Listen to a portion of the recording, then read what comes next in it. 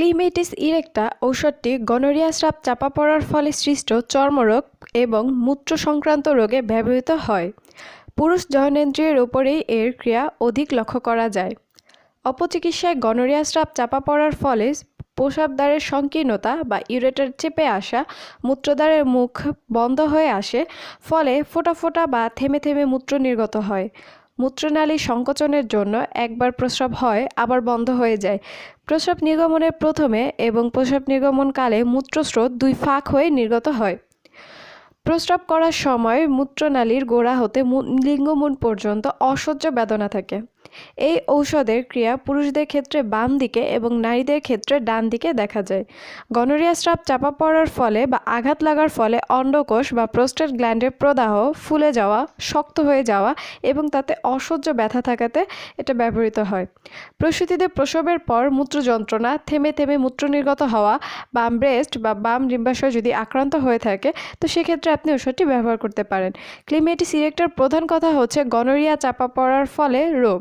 Gonorrhoea shrub বা যে কোনো স্রাব চাপা পড়ার ফলে তা গ্ল্যান্ডসমূহকে আক্রান্ত করে। এক্ষেত্রে পুরুষদের ডান দিকের গ্ল্যান্ডসমূহ যেমন টেস্টিস গ্ল্যান্ড, প্রোস্টেট গ্ল্যান্ড এবং মহিলাদের বাম দিকের গ্ল্যান্ড যেমন ম্যামি গ্ল্যান্ড, ওভারি ইত্যাদি আক্রান্ত হয়। এর সাথে মূত্র যন্ত্রণা যদি বর্তমান থাকে তাহলে আপনি ক্লিমেটিস ব্যবহার করতে পারেন। ক্লিমেটিসের দাঁতের ব্যথা বা দাঁতের যে কোনো সমস্যা ঠান্ডা পানি মুখে রাখলে তার যন্ত্রণাটা সে একটু কম অনুভব করে, এবং চোখের সমস্যাতে, চোখের যে কোনো সমস্যা যেমন আইরাইটিস, সেক্ষেত্রে দেখা যায় রোগী ঠান্ডা সহ্য করতে পারে না একদমই। এই ওষুধের বেশিরভাগ যন্ত্রণাই ঘামে উপশম হয়। মাথার পিছনে বা ঘাড়ে বিভিন্ন ধরনের চর্মরোগ দেখা যায় এবং সেগুলো হচ্ছে যে একজিমা টাইপ বা এরিসিপেলাস টাইপ, এবং চর্মরোগগুলোতে দেখা যাবে হার্পিস জোস্টারের মতো দেখা যায় ফুসকুড়িযুক্ত একটা রসপূর্ণ উদ্ভিদ থাকে এবং তাতে অসহ্য চুলকানি থাকে, এবং চুলকানোর পরে সেটা শুকিয়ে মামড়ি পড়ে বা চটা পড়া যেটাকে বলা হয়, এবং পরবর্তীতে দেখা যায় মামড়িটা যখন তোলা হয় বা ছালটা যখন উঠে যায় তখন গাঢ় আঠালো একটা পুঁজ নিঃসরণ হয়। এর সমস্যাগুলো বা স্কিন ডিজিজ হোক, সেটা গ্ল্যান্ড ইফেক্টেড হোক বা প্রস্রাবের সমস্যাগুলো হোক, এই যাবতীয় এই প্রবলেমগুলো বেশিরভাগ এই তিনটা প্রবলেমই বেশি ব্যবহার করা হয়। তো এগুলো দেখা যায় গোসলে বা ঠান্ডা পানিতে বা ঠান্ডা বাতাসে বা ঠান্ডা আবহাওয়ায় এবং বিছানার গরমে বেড়ে যায়। বিশেষ করে স্কিন ডিজিজটা বিছানার গরমে বেড়ে যায় এবং আদার্স প্রবলেমগুলো ঠান্ডাতে গোসলের পরে, এবং পেশেন্টটা গোসলেও ভয় পায়, তো গোসলে ঠান্ডা পানিতে ঠান্ডা বাতাসে এর সমস্যাগুলো বেড়ে যাচ্ছে, কিন্তু ঘামে এর সমস্যাগুলো কিন্তু উপশম হয় বা কমে যায়।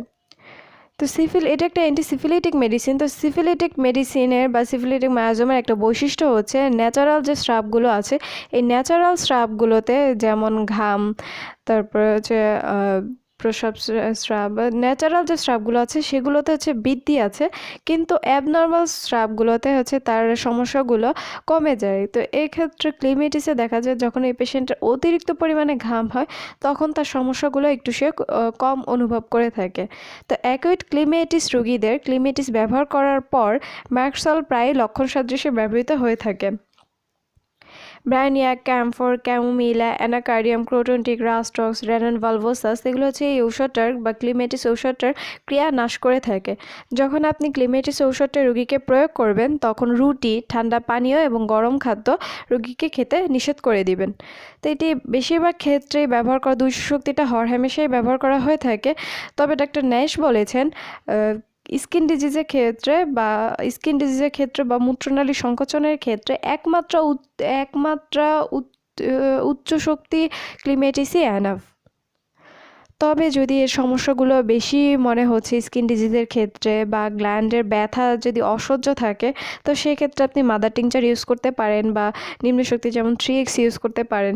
তো নিম্নশক্তিটা ইউজ করতে ডক্টর বরিক নির্দেশ দিয়েছেন এবং ডক্টর নেশ বলেছেন প্রসবের সমস্যা একমাত্রাই এনাফ। তো এই ছিল মোটামুটি ক্লিমেটিস ইরেক্টা। ধন্যবাদ সবাইকে, ভালো থাকবেন। আসসালামু আলাইকুম।